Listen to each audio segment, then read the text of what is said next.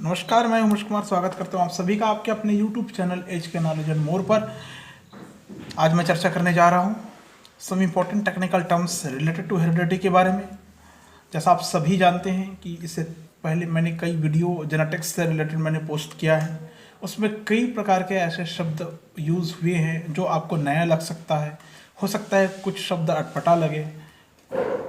ठीक है, उन सारे शब्दों के बारे में मैं चर्चा करने जा रहा हूँ इस वीडियो में, क्योंकि ये शब्द का अर्थ या मतलब या परिभाषा आपको अगर नहीं पता रहेगा तो जेनेटिक का बहुत सारे कंटेंट को जानने से आप अधूरे रह सकते हैं। तो वीडियो में शुरू करूँ इससे पहले रिक्वेस्ट करूँगा कि पहले वीडियो अगर नहीं देखे हैं जेनेटिक्स से रिलेटेड तो सारे वीडियो आप देख लीजिए, और बाद में आपको वीडियो अगर प्राप्त करना है तो चैनल को सब्सक्राइब कर लें, और वीडियो पसंद आया तो प्लीज़ वीडियो को लाइक करें, शेयर करें और कमेंट जरूर करें। चलिए शुरू करते हैं वीडियो। अनुवांशिकी से संबंधित कुछ महत्वपूर्ण तकनीकी शब्दावलियाँ। ठीक है, आपको पता है कि मेंडल को फादर ऑफ जेनेटिक्स कहा जाता है। सबसे पहले हाइब्रिडाइजेशन या क्रॉस को लोगों के सामने अपने एक्सपेरिमेंट के बदौलत जो लेकर आए थे वो मेंडल थे। मेंडल को अपने एक्सपेरिमेंट के कारण उनके वो प्रमुख खोजों के कारण कि उन्होंने बताया था कि प्रत्येक जीव में उपस्थित कारक माता पिता से संतान में जाते हैं, जिसके कारण माता पिता के समान ही, पेरेंट्स के समान ही प्रोगेनी या संतति या डॉटर सेल्स में उसी प्रकार की क्वालिटी उत्पन्न हो जाती है, जिसके कारण उनको इस महत्वपूर्ण खोज के लिए genetic of father of genetics के रूप में जाना गया, जेनेटिक्स के पिता के रूप में जाना गया, अनुवांशिकी के पिता के रूप में जाना गया है। तभी मैं बात करूँ some important technical terms related to heredity के बारे में। तो ऐसा क्या क्या तकनीकी शब्द है जिसको आपको समझना जरूरी है, जिसको आपको जानना जरूरी है, उसके बारे में हम चर्चा करेंगे। देखिए, एक होता है सबसे पहले मैं आता हूँ यहाँ पर क्रॉस का। क्रॉस जनरली आपने सुना है, क्रॉस होता क्या है क्रॉस, और हाइब्रिडाइजेशन। क्रॉस और हाइब्रिडाइजेशन फास्ट वर्ड मैं ले रहा हूँ यहाँ पर। ठीक है, अब देख के समझ सकते हैं कि लिखा क्या है, क्रॉस हाइब्रिडाइजेशन। ठीक है, इसे दोनों का, ये क्रॉस है और ये हाइब्रिडाइजेशन मतलब संकरण है। वैसे एक्चुअली दोनों का मतलब ही संकरण भी आप कह सकते हैं। ठीक है ना। अब देखिए, किसी जाति के अलग क्वालिटीज़ वाले मेल और फीमेल को सेक्सुअली आप अगर मिलाते हैं तो उस क्रिया को क्रॉस या संकरण कहते हैं। मैं फिर से रिपीट कर रहा हूँ, यदि किन्हीं दो डिफरेंट क्वालिटीज़ वाले मेल और फीमेल को आप सेक्सुअली मिलाते हैं, लैंगिक रूप से मिलाते हैं, तो क्रॉस या संकरण कहलाता है। क्लियर है, समझ गए। मेल और फीमेल की क्वालिटी अलग होनी चाहिए, माने अलग अलग गुण वाले मेल और फीमेल होने चाहिए। उनको आप सेक्सुअली लैंगिक रूप से मिलाते हैं तो उस प्रक्रिया को ही हम क्रॉस या हाइब्रिडाइजेशन कहते हैं। क्लियर है, ज़्यादा लिखने की ज़रूरत इसमें मेरे को नहीं है। जो मैंने कहा उसको ध्यान से समझने और सुनने की कोशिश करिए, लेकिन शब्द याद रखेंगे। आप उम्मीद करूँगा कि आपको ये याद जरूर रहे। ठीक है, नेक्स्ट वर्ड इसमें आता है, नेक्स्ट टेक्निकल जो टर्म्स रिलेटेड टू हेरिडिटी है वो आता है क्रॉस के से ही रिलेटेड। एक आता है हाइब्रिड।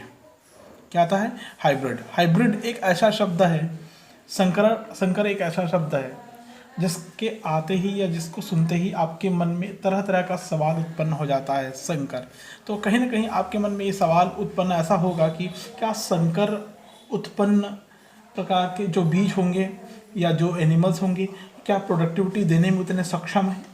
क्या वो वही कार्य कर सकते हैं जो मूल पौधा या मूल जीव कर पाते थे? तो जी हाँ, बिल्कुल सही है, कर पाएंगे। अपने पेरेंट्स या जनक के समान ही वो काम कर सकते हैं, काम करने में सक्षम है, उत्पाद देने में सक्षम है। तो हाइब्रिड क्या होता है? टू डिफरेंट क्वालिटीज़ के जो पेरेंट्स होते हैं उनके बीच जो लैंगिक जनन की प्रक्रिया होती है, सेक्सुअल रिप्रोडक्शन की प्रक्रिया होती है, या ये कहें कि अभी हमने पढ़ा था कि टू डिफरेंट क्वालिटीज़ के मेल और फीमेल को हम जब लैंगिक रूप से मिलाते हैं तो उससे उत्पन्न संतान को हम लोग कहेंगे हाइब्रिड। याद रखेंगे। क्लियर है, मेल और फीमेल को मिलाने से जो उत्पन्न संतान होगा वो कहलाएगा हाइब्रिड या संकर। जब संकरण की प्रक्रिया हो या लैंगिक जनन की प्रक्रिया हो तो वो क्या कहलाएगा? हाइब्रिड या संकर कहलाएगा। याद रखना। ठीक है, प्रक्रिया कौन सी है? यही प्रक्रिया इसमें हो रही है, तब जाके ये एनिमल उत्पन्न हो रहा है, संकर एनिमल उत्पन्न हो रहा है। नेक्स्ट कंटेंट आता है, नेक्स्ट टेक्निकल वर्ड मैं ले रहा हूँ यूनिट कैरेक्टर के लिए। ठीक है। यूनिट कैरेक्टर कहने का मतलब होता है, आप समझ सकते हैं, थोड़ी देर के लिए आपके मन में ऐसा विचार आ रहा होगा कि इसको हम फैक्टर कह दें। बिल्कुल कह सकते हैं फैक्टर, ठीक है ना। तो फैक्टर के लिए एक और वर्ड आएगा बाद में, एलिल्स आएगा, इसलिए मैं फैक्टर यहाँ पर ना कह के इसको यूनिट कैरेक्टर कह रहा हूँ। देखो किस तरह से हम इसको परिभाषित करेंगे। एनिमल्स में जितने भी प्रकार के कैरेक्टर पाए जाते हैं सभी दो या दो से अधिक रूपों में पाए जाते हैं। याद रखेंगे, जितने भी प्रकार के एनिमल्स हैं उसमें जो भी क्वालिटीज़ पाई जाती हो, जो भी कैरेक्टर पाया जाता हो, वो दो या दो से अधिक रूपों में पाई जाती है। उन रूपों को हम लोग इकाई लक्षण या यूनिट कैरेक्टर के नाम से जानते हैं। जैसे आपने संकरण में देखा था कि मटर का कुछ पौधा लंबा हो रहा था, कुछ पौधा बहना हो रहा था, ठीक है। दोनों एक ही इकाई लक्षण के दो प्रारूप है। एक इकाई लक्षण यूनिट कैरेक्टर क्या है, लंबाई। यूनिट कैरेक्टर क्या है, इकाई लक्षण क्या है, लंबाई, ठीक है ना। उसके दो रूप, एक लंबा है और एक बौना है। क्लियर है, तो वो यूनिट कैरेक्टर कहलाएगा। एक टाल है और दूसरा ड्वार्फ है, बौना है, ठीक है। ये यूनिट कैरेक्टर को शो करता है, ठीक है। मतलब एक ही इकाई लक्षण के दो रूप हो गए, एक इकाई लक्षण के दो रूप हो गए, तो ये यूनिट कैरेक्टर कहलाएगा, ठीक है। और बीज में भी देख सकते हैं आप, पीला और हरा होना एक ही लक्षण है। बीज चोल का रंग है, लेकिन उसके कितने रूप है, दो रूप हुए। कहने का मतलब होता है कि प्रत्येक कंस्ट्रक्टिंग कैरेक्टर के दोनों रूपों को हम लोग यूनिट कैरेक्टर कहेंगे। ये जान लीजिए, प्रत्येक विपर्याय लक्षण के दोनों रूपों को, चाहे वो डोमिनेंट हो चाहे रेसेसिव हो, डोमिनेंट और रेसेसिव दोनों को मिलाकर हम लोग क्या कहेंगे, यूनिट कैरेक्टर कहेंगे। क्लियर है। नेक्स्ट फोर्थ आता है इसमें एलिल्स। जैसा मैं ऊपर बता रहा था, एलिल्स और एलिलोमार्फ, एलिल्स और एलिलोमॉर्फ। ये जो एलिल्स या एलिलोमॉर्फ होता है, हिंदी में इसको युग्म विकल्पी या एलिलोमॉर्फ कहते हैं, ठीक है। तो यूनिट कैरेक्टर के दोनों रूप, कौन से रूप, टाल और ड्वार्फ का नियंत्रण एक ही कारक के दो रूपों के द्वारा होता है ना। एक कारक के दो रूपों के द्वारा होता है। मैं इसी से आगे बढ़ रहा हूँ, एलिल्स एलिलोमॉर्फ बता रहा हूँ आपको। यूनिट कैरेक्टर के दोनों रूपों को नियंत्रित करने, दो रूपों को नियंत्रित करने के लिए एक ही कारक के दो रूप होते हैं, ठीक है। एक ही कारक के दो रूप, जैसे टाल के लिए कौन सा रूप होता है, कैपिटल टी, और ड्वार्फ के लिए क्या होता है, स्मॉल टी। ड्वार्फ के लिए स्मॉल टी होता है। क्लियर है। तो इन कारक के दोनों रूपों को आप युग्म विकल्पी कह सकते हैं। इस शब्द का सबसे पहले प्रयोग अगर किसी ने किया था तो वो होता है बैटसन और सैंडर्स। बैटसन एंड सैंडर्स नामक साइंटिस्ट ने सबसे पहले इस शब्द का प्रयोग किया था। कौन से शब्द का प्रयोग किया था, युग्म विकल्पी या एल शब्द का प्रयोग किया था। समझ गए होंगे आप। टाल के लिए ड्वार्फ और टाल के लिए कैपिटल टी, इस ड्वार्फ के लिए स्मॉल टी। ये जो है मटर के दो रूप, दो इकाई लक्षण के एलिल्स या कारक है, दोनों लंबाई को नियंत्रित करने वाले कारक है। तो ये दो एलिल्स हुए, कैपिटल टी स्मॉल टी, ये कहलाता है एलिलोमॉर्फ और एलिल्स कहलाता है, ठीक है। इसी में मैं आपको आगे ले चलता हूँ, इसी के आगे, ठीक है। 5th नंबर में एलिल्स एलिलोमॉर्फ जो होते हैं, यदि ऐसी अवस्था जिसमें किसी कारक के दोनों एलिल्स एक समान हो, यदि किसी कारक के दोनों एलिल एक समान हो, like is double capital T हो और डबल स्मॉल टी हो, तो इस प्रकार की व्यवस्था को होमोजाइगस कहेंगे। क्या कहेंगे, होमोजाइगस कहेंगे, याद रखेंगे, होमोजाइगस कहेंगे। क्लियर है। समयुग्मजी कहते हैं इसको हिंदी में, याद रखेंगे आप लोग, कंफ्यूज नहीं होंगे। समयुग्मजी मतलब जिसमें किसी कारक के दोनों एलिल एक समान हो, तो ये समयुग्मजी कहलाएगा। लॉन्ग लेंथ वाले के पौधे के लिए डबल कैपिटल टी, ड्वार्फ के लिए डबल स्मॉल टी, दोनों होमोजाइगस स्टेज में है, कंडीशन में है, स्टेप में है, ठीक है। इसी को मैं आगे बढ़ता हूँ, ठीक है। एक होता है जब कारक के दोनों एलिल्स अलग हो, डिफरेंट हो। दोनों एलिल्स अगर डिफरेंट होते हैं या अलग होते हैं तो वो हेट्रोजाइगस कहलाता है, हेट्रोजाइगस। जब दोनों एलिल्स अलग अलग हो, डिफरेंट हो, like S capital T small T, जो हाइब्रिड नेचर में मिलता है ना हमको प्रथम पीढ़ी में संकरण कराने के पश्चात जो प्राप्त होता है, ये विषम युग्मजीय अवस्था को प्रदर्शित करता है। कैपिटल टी स्मॉल टी विषम इसलिए क्योंकि एक कैपिटल है एक स्मॉल है, एक प्रभावी है एक अप्रभावी है। ये क्या हो गया, हेट्रोजाइगस हो गया। नेक्स्ट आता है इसमें लोकस। कभी कभी इस शब्द का प्रयोग हमको देखने को मिलता है, लोकस। तो क्रोमोसोम में पाए जाने वाले वे विशिष्ट खंड, वे स्थान होते हैं जिस पर विशिष्ट एलील पाए जाते हैं। मतलब कह सकते हैं आप क्रोमोसोम्स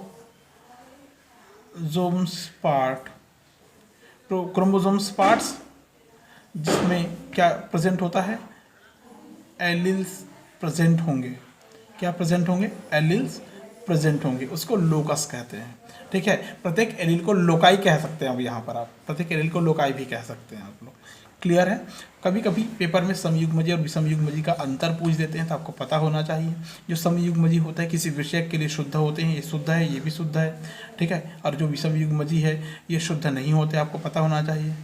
एलील समयुग्मजी के हमेशा एक समान होते हैं, देखिए एक समान है, और इसमें एलील असमान होते हैं, एक प्रभावी दूसरा अप्रभावी होते हैं। ठीक है, इसमें कैपिटल टी डबल है, स्मॉल डबल टी डबल है, तो इसमें गैमेट क्या बनेगा, एक स्मॉल टी बनेगा और इसमें एक कैपिटल टी ही बनेगा।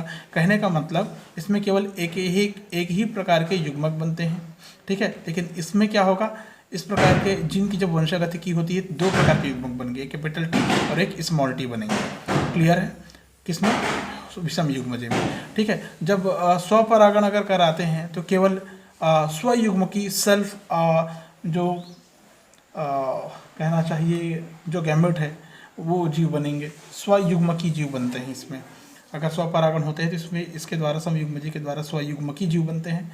और इसमें यदि स्वपरागण होता है तो स्वपरागण होने के बाद इसमें प्रभावी कैपिटल डबल टी, अप्रभावी डबल स्मॉल टी, और एक दूसरे प्रकार का कैपिटल टी स्मॉल टी प्रकार के जीव बनेंगे अगर स्वपरागण होगा तो। मतलब टोटल अलग अलग प्रकार के, इसमें केवल एक ही प्रकार के बन रहे थे, इसमें अलग अलग प्रकार के बन सकते हैं कि प्रभावी पूरी तरह से अप्रभावी, और बीच में हाइब्रिड भी बन सकता है, भी बनता है। ठीक है, इसमें जो विगोर होता है, अतिरिक्त ओज जो होता है होमोजाइगस में या समयुग्मजी में वो अब्सेंट होता है, अतिरिक्त ओज जो होता है वो अब्सेंट होता है। और हेट्रोजाइगस में जो हाइब्रिड विगोर होता है वो प्रेजेंट होता है हेट्रोजाइगस में, मतलब ये ज़्यादा प्रभावी होता है ऐसा माना गया है। क्लियर है। तो यहाँ पर मैंने आपको difference between homozygous and heterozygous भी क्लियर कर दिया है। तो आप यहाँ से हेट्रोजाइगस और होमोजाइगस का डिफरेंस भी तैयार करेंगे, क्योंकि अलग अलग प्रकार के एग्जाम में ये पूछा जा सकता है। सभी के लिए इंपॉर्टेंट है, साइंस के स्टूडेंट के लिए, बायो के स्टूडेंट के लिए, एग्रीकल्चर के स्टूडेंट के लिए। ठीक है, नेक्स्ट डोमिनेंट एंड रेसेसिव। इस शब्द का भी प्रयोग हमने कई बार किए हैं। आप लास्ट वीडियो अगर आपने देखे होंगे तो आपको देखने को मिलेगा कई जगह डोमिनेंट एंड रेसेसिव वर्ड का प्रयोग आपको देखने को सुनने को मिल सकता है। ठीक है, ये जो डोमिनेंट होता है, डोमिनेंट का मतलब हिंदी में होता है प्रभावी, और रेसेसिव का मतलब होता है अप्रभावी। जब किसी जीन में किसी लक्षण के दोनों भिन्न एलील उपस्थित होते हैं तो उनमें से कोई एक ही अपना असर दिखा पाता है, उस एलील को प्रभावी एलील कहते हैं। आपने देखे होंगे F1 जो जनरेशन होते हैं उसमें अक्सर इस प्रकार के एलील दिखते हैं। एक एग्जाम्पल, लंबेपन और बौनेपन का अगर क्रॉस कराया जाए तो इस प्रकार का प्रथम पीढ़ी में आपको एक प्रोगेनी प्राप्त होती है, कैपिटल टी स्मॉल टी। इसमें इसको हम क्या पढ़ेंगे, टाल पढ़ेंगे या टाल हाइब्रिड पढ़ेंगे। ये क्या है, ये है टाल। कैसा वाला टाल है, हाइब्रिड वाला टाल है, संकर लंबे पौधे हैं। तो इसमें कौन सा प्रभावी है, क्या बोल रहे हैं हम, टाल बोल रहे हैं। तो प्रभावी क्या हुआ, कैपिटल टी प्रभावी हुआ। कहने का मतलब जो अपना प्रभाव, अपने गुण को पहली पीढ़ी में प्रदर्शित कर पाते हैं उसको प्रभावी लक्षण कहेंगे। और दूसरी ओर जिस एलील का असर अभिव्यक्त नहीं होता या जो अपने आप को अभिव्यक्त करने में असमर्थ होते हैं उस एलील्स को, जैसे ये एलील है अपने आप को एक्सप्रेस नहीं कर पा रहा है, अभिव्यक्त नहीं कर पा रहा है, तो इसको अप्रभावी एलील कहते हैं। क्लियर है। नेक्स्ट आता है इसमें प्योर लाइन बोलते हैं जिसको हम लोग शुद्ध वंशानुक्रम बोलते हैं। ठीक है, शुद्ध वंशानुक्रम में प्योर लाइन, जैसे पौधों में लगातार हम सेल्फ पॉलिनेशन कराएं तो जो प्रोगेनी प्राप्त होंगी सभी एलील्स जो होंगे वो होमोजाइगस वाले होंगे। कैसे होंगे, होमोजाइगस होंगे, क्योंकि स्वपरागण करा रहे हैं। जब भी हम सेल्फ पॉलिनेशन कराते हैं, सेल्फ पॉलिनेशन कराते हैं, क्या कराते हैं, सेल्फ पॉलिनेशन कराते हैं, तो इससे जो एलील्स प्राप्त होते हैं वो हमेशा होमोजाइगस नेचर के होते हैं। कैसे होते हैं? होमोजाइगस नेचर के होते हैं या अवस्था में होंगे। ठीक है, अर्थात ये कह सकते हैं कि ये जो पौधे होते हैं प्रजनन द्वारा बिल्कुल ही रिप्रोडक्शन के द्वारा अपने समान लक्षण वाले संतति उत्पन्न करते हैं। जैसे जनक में था वैसे ही, जैसे पेरेंट्स में था ठीक वैसे ही इन्हें हम प्योर प्लांट्स कहेंगे। और उसका यदि इनहेरिटेंस हो, वंशानुक्रम हो, तो उसको शुद्ध वंशानुक्रम या प्योर लाइन इनहेरिटेंस कह सकते हैं आप लोग। ठीक है, नेक्स्ट आता है इसमें जीनोटाइप और फिनोटाइप। इस शब्द का भी प्रयोग अलग अलग प्रकार के हाइब्रिडाइजेशन या क्रॉस में मैंने बताया है, जीनोटाइप एंड फिनोटाइप। जीनोटाइप और फिनोटाइप की बात हम लोग जब भी करते हैं बहुत क्लियरली आपको पता होना चाहिए कि सबसे पहले तो ये जान लीजिए कि जो जीन प्रारूपी है और जो लक्षण प्रारूपी, ये हिंदी में जीनोटाइप को जीन प्रारूपी, फिनोटाइप को लक्षण प्रारूपी कहते हैं। जीन प्रारूपी लक्षण प्रारूपी शब्द का सबसे पहले प्रयोग एक साइंटिस्ट जोहानसन नामक साइंटिस्ट थे, जॉनसन, इन्होंने किया था। जोहानसन नामक साइंटिस्ट ने सबसे पहले इस शब्द का प्रयोग किया था। आपको ये पता होना चाहिए, एग्जाम में कभी कभी ये पूछ देते हैं ऑब्जेक्टिव में। जॉनसन नामक साइंटिस्ट ने जीनोटाइप और फिनोटाइप शब्द का प्रयोग किया था। इन्होंने बताया था कि किसी भी जीव में जो जेनेटिक कॉन्स्टिट्यूशन है या आनुवंशिक जो संगठन है या जीन के विवरण है उसको जीन प्रारूपी कहा। किसको कहा? मैं सिंपल सरल शब्दों में लिख देता हूँ, जेनेटिक कॉन्स्टिट्यूशन मतलब आनुवंशिक संगठन या जेनेटिक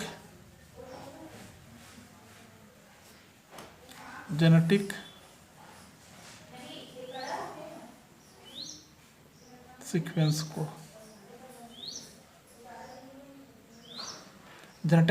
को, मतलब जीन के विवरण को जीन प्रारूपी कहेंगे। समझ गए होंगे आप। और फिनोटाइप की अगर बात करते हैं, तो फिनोटाइप में क्या होगा? इसमें दिखाई देने वाले लक्षण होते हैं, मतलब दृश्य लक्षण होते हैं, मतलब विजुअल कैरेक्टर आपको दिखाई देगा, विजुअल कैरेक्टर आपको दिखाई देंगे। ठीक है, जो उनके जीन प्रारूप और वातावरण के बीच में इंटरेक्शन के परिणाम होते हैं फिनोटाइप कहलाता है। आपको पता होना चाहिए। इस दूसरे शब्दों में हम इसको एक्सटर्नल मॉर्फोलॉजी भी कह सकते हैं। क्या बोल सकते हैं? एक्सटर्नल मॉर्फोलॉजी भी कह सकते हैं, एक्सटर्नल मॉर्फोलॉजी भी कह सकते हैं। याद रखना, जीन प्रारूपी जेनेटिक कॉन्स्टिट्यूशन और phenotype visual characters, external morphology को बताते हैं। ठीक है, समझ गए। आपने एक संकर क्लास और द्विसंकर क्लास में जीनोटाइप और फिनोटाइप पढ़े होंगे। आप यहाँ से एग्जाम्पल भी ले सकते हैं। जैसे जीनोटाइप में मैं बात करूं तो जीनोटाइप में इस प्रकार के कंटेंट आपको देखने को मिला था। अगर आपको याद होगा, आपने वीडियो देखी होंगे, तो इस प्रकार का ये एक जीनोटाइप हो गया, ये एक, और ये दूसरा जीनोटाइप हो गया, और ये तीसरा प्रकार का जीनोटाइप हो गया, स्मॉल डबल टी। क्लियर है? 3 प्रकार का जीनोटाइप हो गया। ठीक है, अब फिनोटाइप की बात करें तो ये जीनोटाइप हो गया। फिनोटाइप में क्या हो जाएगा? यही capital double T and capital T small T. ठीक है, दोनों प्रभावी हैं, तो ये दोनों प्रभावी, एक और एक 2 हो जाएगा, और बाद में बचेगा स्मॉल डबल टी, ये 1 है। तो ये दोनों मिलकर ये एक इसका है, और ये जो बनता है ये अपने आप में ये 2 बनता है, याद रखना 2, लेकिन है यहाँ पर 1, और ये 2 प्रकार के जीनिक स्ट्रक्चर दिखाई दे रहा है, लेकिन टी कैपिटल टी प्रभावी है। तो टोटल ये है 1 और ये है 2, याद रखेंगे, लेकिन है 1 और ये 2 प्रकार के जीन। तो 2 इसका, 1 और 2, और 1 इसका, ये हो गया 3। समझ में आ गया? तो 3:1 आपको देखने को मिलेगा। क्लियर है? 1:2:1 ये हो गया, 1:2:1 जीनोटाइप हो गया। फिनोटाइप में 3:1 मिलेगा। क्लियर है? ठीक है, और आगे अगर हम लोग जाएंगे तो और कुछ शब्द है जो आपको जानना चाहिए। जैसे एक संकर क्रॉस, मोनोहाइब्रिड क्रॉस क्या होता है, डाईहाइब्रिड क्रॉस क्या होता है, वो तो आप समझ गए होंगे। अगर आपको और ज़्यादा अच्छे से समझना है तो आप लोग उसके लिए मेरा पूरा जेनेटिक्स का वीडियो देख सकते हैं। कोई भी वीडियो उठा लीजिए, आपको जरूर मिलेगा मोनोहाइब्रिड डाईहाइब्रिड क्रॉस का। मेंडेलियन लॉ वाली वीडियो उठा लीजिए, आपको मोनोहाइब्रिड डाईहाइब्रिड क्रॉस मिलेगा। फिर भी इस वीडियो में चर्चा कर देता हूँ। ऐसा क्रॉस जिसमें केवल एक जोड़ी कंस्ट्रक्टिंग कैरेक्टर की इनहेरिटेंस या वंशागतिकी का हम अध्ययन करें तो एक संकर क्रॉस कहलाता है। मटर के लंबे और बौनेपन के बीच में मैंने क्रॉस के करके बताया था उदाहरण के द्वारा। डाइहाइब्रिड या जो द्विसंकर क्रॉस है, इसमें मैंने बताया था आपको कि जब दो जोड़ी विपर्यायी लक्षण की वंशागतिकी का अध्ययन करें तो द्विसंकर क्रॉस कहलाता है। मैंने ऐसा आपको शो किया था, ऐसा बताया था। उसके लिए मैंने दो जोड़ी विपर्यायी लक्षण का संकरण करके बताया था। इसमें बहुसंकर भी होता है जब दो से अधिक जोड़ी का संकरण करें। इसी के अंतर्गत आता है टेस्ट क्रॉस और बैक क्रॉस आता है, जिसका पूर्व में मैंने वीडियो अपलोड कर चुका है, तो वो सारी चीज़ें आपको पता होना चाहिए। रेसिप्रोकल क्रॉस भी इसी में आता है। रेसिप्रोकल क्रॉस का मतलब होता है व्युत्क्रम क्रॉस। मतलब जब एक संकरण कराएं तो नर विभेद को अगर ए कह रहे हैं और मादा विभेद को अगर बी कह रहे हैं, तो दूसरे संकरण अगर कराते हैं, दूसरे क्रॉस कराते हैं, तो नर विभेद को हम वहाँ पर बी माने और मादा विभेद को हम ए माने, मादा स्टेंस को हम ए माने, फीमेल स्टेंस को। तो ये क्या हो गया, एक ही लिंग को अलग अलग कारकों के द्वारा दर्शाना पहले का उल्टा कहलाता है, मतलब व्युत्क्रम संकरण कहलाता है, रेसिप्रोकल क्रॉस कहलाता है। क्लियर है? ये इस वीडियो में मैंने कोशिश किया है कि वो सारे important technical terms related to heredity आपको पता चल जाए। ठीक है? और वीडियो कैसा लगा, वीडियो समझ में आया कि नहीं आया, वीडियो पसंद आया कि नहीं आया, आप कमेंट करके जरूर बताएं। वीडियो अगर पसंद आया तो प्लीज़ वीडियो को लाइक करें, शेयर करें, कमेंट करें। और चैनल पर पहली बार आए तो प्लीज़ चैनल को सब्सक्राइब करना ना भूलें ताकि नई वीडियो आपको प्राप्त हो। अभी इस वीडियो में इतना ही, नेक्स्ट वीडियो फिर से लेके आऊँगा। तब तक के लिए थैंक यू सो मच।